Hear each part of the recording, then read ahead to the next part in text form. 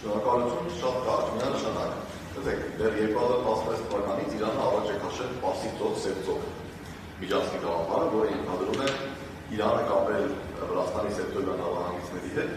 Հայաստանի եւ Վրաստանի տարածքում։ Սկզբում խոսքը գնում էր բացառապես ավտոմոբիլային ճանապարհների մասին, որտեղ բոլորս գիտենք, որ Հայաստանի վրա երկաթի չկա։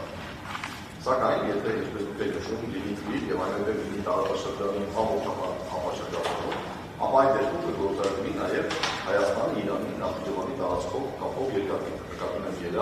Երևան, Երազ, այնուհետեւ Ջուլֆա, Թավրիզ եւ Իրան։ Այդ դեպքում, այո, Հայաստանը կդառնա նաեւ հյուսիս հարավ այդ տարածման բաղկացուցիչ մաս, որովհետեւ տեսեք բեռները իհարկե սա դեպքում, երբ Իրանում ընդհանուր ռազմական գործողությունները դառնան։ Կլինի անընդհատ երկաթգծային կապ Պարսից ծոցի իրանական նավահանգիստների, մասնավորապես Բանդարաբասի եւ Չաբահարի, եթե երկաթգծը հասնի Չաբահար,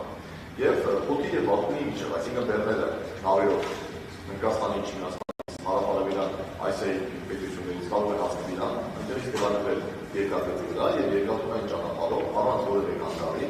Նախիջևան եւ այնուհետեւ Հայաստանի տարածքով հասնեն Վրաստանի սեկտորիալ նավահանգիստներ, իսկ այնտեղից արդեն նավերով Սև ծովով գնան միջերկրական ծով եւ դեպի Եվրոպա։ Միանշանակ այո։ Այո, նույնպես դա ակտուալ է հյուսիս-հարավ ճանապարհի, խոսքը գնում է Ռուսաստան-Իրան կապի հետ, կամ Ռուսաստան-Երգ դեպի Պարսից ծոց, որովհետև միակ գործող երկաթգիծը, որ այսօր կա, ասում է Ռուսաստան, Ղազախստան, Թուրքմենստան, Իրան, իսկ հաշվառնալ որոշ 10 տարահատվածը դեր Իրանը չի կառուցվել, չի ավարտվել եւ չգիտենք երբ կավարտվի, հետեւաբար արևմտյան ճյուղը, որ ասում են հյուսիս-հարավի երկաթգծի դեր չկա։ Գիտե բացում է Նախիջևանի հատվածը, նշանակում է, որ Իրանը կարող է կապել նա ոչ միայն Եվրոպայի հետ Սև ծովով փոթի բատում, այլ նաև հասնել մինչև Մոսկվա։ Իսկ Իրան, Նախիջևան, Ջուլֆայով, հետո Հայաստան, Թիֆլիս, Բաքու եւ Մոսկվա։ Այո, գրուկա անում, բայց սա կլինի այլընտրանք Իրանի համար եւ Ռուսաստանի համար հյուսիս-հարավ կապի կոնտեքստում։ Համեցեք։ Ամենօրյա հրապարակը հարցս երկուսի տեղով թրիպը Հայաստանի տնտեսական անկախությունը մեծացնելու է վերջը, թե Հայաստանը ստեղծելու է նոր կախվածություն, այսինքն մենք դիտարկենք այլ երկրների երկրակառուցվածքների կախվածություն, չէ՞ նաև ասել կարող է դիտարկել քաղաքական բաղադրություն։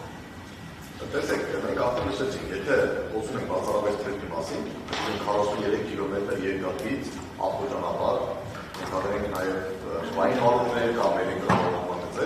եթե խոսքը բացառապես այս 43 կիլոմետրի մասին է, ապա շատ դժվար է պնդել, որ սա իրական տնտեսական շահավազին է բերում Հայաստանը, որտեղ բոլոր հաշվարկները ցույց են տալիս, որ նույնիսկ եթե տարեկան այդ թրիպով անցնի 5-6 միլիոն տոննա բեռ, ապա այդ տարածման վճարները բավականաչափ փոքր են դրում։ Իմ գործընկերս նշեց, որ մեր հաշվարկներով, որը մենք հրապարակել ենք 2026 թվականի ապրիլին, մինչև 23 միլիոն դոլար Հայաստանը կարող է բավական շահումներ ստանալ, եթե խոսքը բացառապես այդ 43 կիլոմետրանոց կապակցի մասին։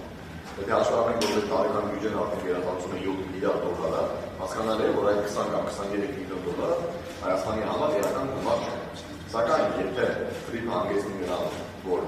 բացվեն նաև Հայաստան-Ադրբեջան, Հայաստան-Նախիջևան, Հայաստան-Թուրքիա սահմանները, այդտեղ նաև մենք ունենանք երկաթգծային կապ Թուրքիայի հետ կամ Թուրքիայի միջոցով դեպի Եվրոպա, մենք կարողանանք Թուրքիայի տարածքով լուք ունենալ Թուրքիայի միջերկրատորական նավահանգիստներին, Թուրքիայի տարածքով ավելան լուք դեպի Մերձավոր Արևելք, Նախիջևանի միջոցով դեպի Իրան, Իրանի միջոցով հարավարևելյան Ասիա, Պարսից ծոցի նավահանգիստների միջոցով, ապա այստեղ հաշվարկվել եւ իրավիճակը բոլորովին այլ է։ Բայց եթե բացառապես խոսում ենք թրիպի մասին, ես նույնիսկ չեմ կարծում, որ զուտ թրիպը կարող է իրականորեն Հայաստանի կախվածությունը ինչ-որ պետությունից ավելացնել, որտեղ այստեղ Հայաստանի մասնակցությունը շատ փոքր է։ Ընդհանրապես լինել է 43 կիլոմետրանոց տարածք, որտեղ ընդհանրաբար մեքենաների կամ գնացքները անցնել են 40-50 րոպեով։ Եվ առավելագույնը Հայաստանը կարող է որոշ տարածիկ վճարներ ստանալ, որը ինչպես նշեցի, հաշվառներով Հայաստանի տարեկան բյուջեն առանձնապես մեծ գումար չէ։